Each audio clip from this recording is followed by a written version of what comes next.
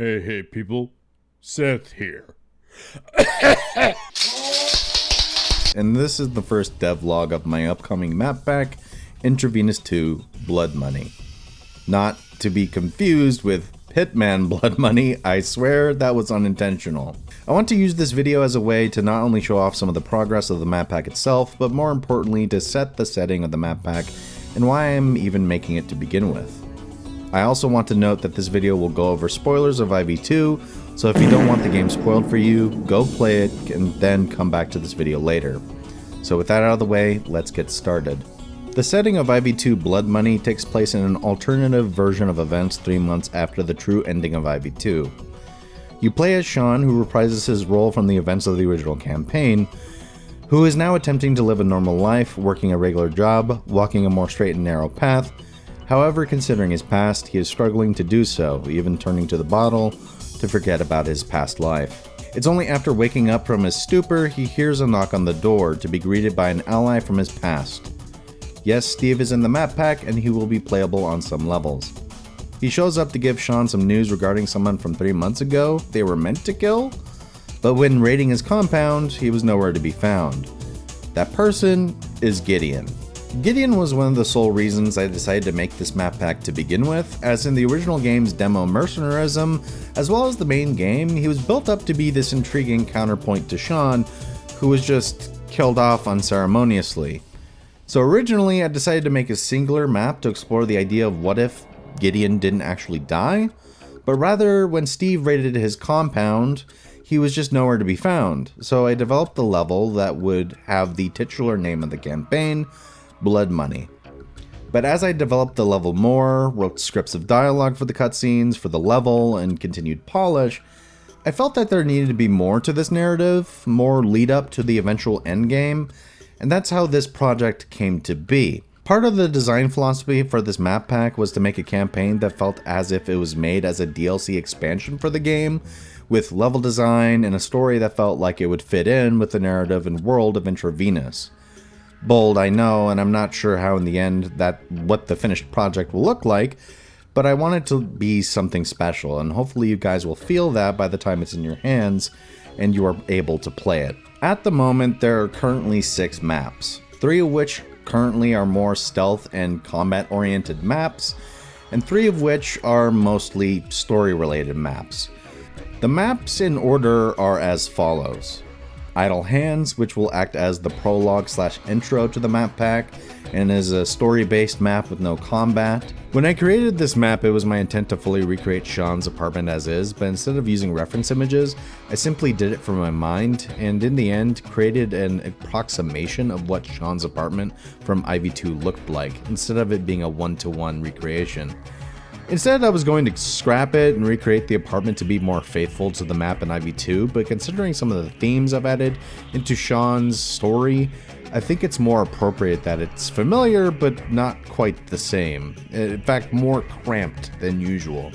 The Working Man is story/combat map that will act as a tutorial light level, introducing concepts such as throwable items, stealth, hand-to-hand combat, and gunfighting. It is also the map that will act as Sean's call to action in the story. Cradle of Filth, the first proper stealth and gunplay section of the map pack, which story-wise runs in parallel of the Working Man, sees you take the role of Steve as he attempts to hunt down his first target who has information on Gideon's whereabouts. If you've played IV1 or IV1 Remastered, think of the waterfront level in that game. It's a bit smaller than that map, and initially I considered starting over to make the map more big, but considering it's the first real mission, I didn't want to overwhelm the player with a map so gigantic and dense at the beginning of the campaign.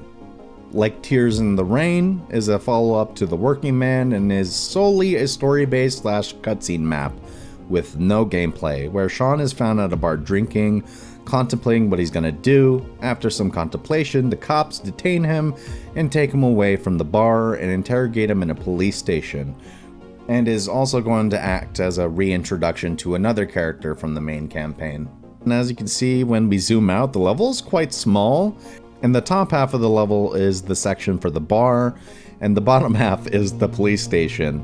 It looks awkward when you see the layout like this, but considering this map is solely just story-based and will have no gameplay whatsoever, You won't even notice that when I employ some trickery to make it seem as if they are two totally different locations, nowhere near each other. The Devil's Plaything is the follow-up to the previous map, which is essentially the same map as the introduction, but with different objectives, cutscenes, and even dialogue. This map will be Sean's answering the call to action part of the story. I've also recreated the hideout in Intravenous 2, and just like the main game, it's basically an intermission between levels, and it also will allow you to train Sean to become more physically fit, and as well as his skills and all that kind of stuff. Buy new weapons, upgrades, attachments, test out your weapons, as well as do a little training if you're not familiar with how to play the game, which most people won't need. In fact, I'm going to add an option to deny the tutorial, essentially. So for those who are familiar, you don't have to worry about that. I'm also working on another brand new map for the campaign, which I dubbed Black Friday, which I might change the name. I'm not sure if I want to stick with that name or not. As you can see, it's mostly empty. There's not much stuff. I mean, I'm just starting to now add some extra details and whatnot. Basically, the map is going to be like some sort of an abandoned complex of some sort, like, maybe some warehouses or some sort of, location where things were made or whatever. Again, it's still a work in progress, but the goal for this map was to make a proper big map this time around. So yeah, I still got some work to do, but this is what it looks like. And then finally, the penultimate map, Blood Money. Gideon's mercenary compound, where after Sean and Gideon finally gather all the necessary info to find out where he is located, Sean and Steve infiltrate the compound together to hunt and kill Gideon once and for all. This is the most feature-complete map of the bunch, as it was the first map I worked on for this project. Therefore, it is the most complete map of the bunch. It has multiple sections to the map with multiple points of entry, keycard doors, security cameras, and a crap ton of elite mercenaries that are well equipped, well coordinated, and most definitely can kill you quickly if you aren't careful. And of course, what would a final level be without an epic confrontation? Which, for the sake of this video, I will not spoil. And to date, that is all the levels I currently have so far. To wrap up, I also want this video to be a good opportunity to answer some questions some people may have. Number 1, how many levels will there be in the campaign? At the moment, I'm not too sure, but I am aiming for at least 5 or maybe 6 gameplay-centric levels. Now that can change. After all, I am a single man and I don't make games for a living, so I'd advise you keep your expectations in check, but I am at least aiming for 5 or 6 missions, not counting the story or narrative-based maps. Number 2, will there be any modded in content for the campaign? No. The intent for this map pack was simply to make additional maps making use of the already existing assets.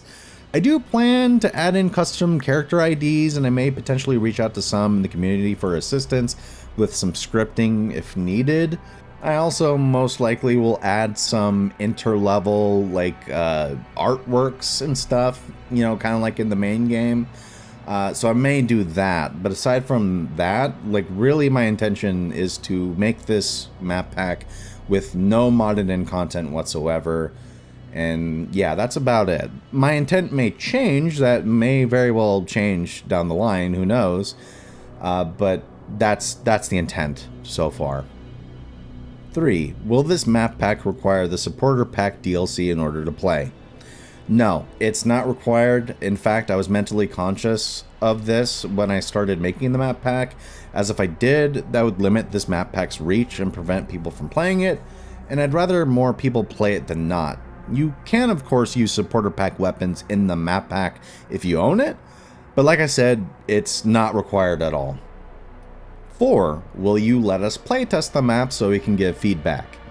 Yes. When I feel they are in a good enough state, I will definitely dole them out to those within the Explosive Squat Games community on Discord for feedback, because I want this map pack to be as good as it can be, and any feedback or assistance that could be provided to make it something worthwhile for fans of Intravenous would greatly be appreciated.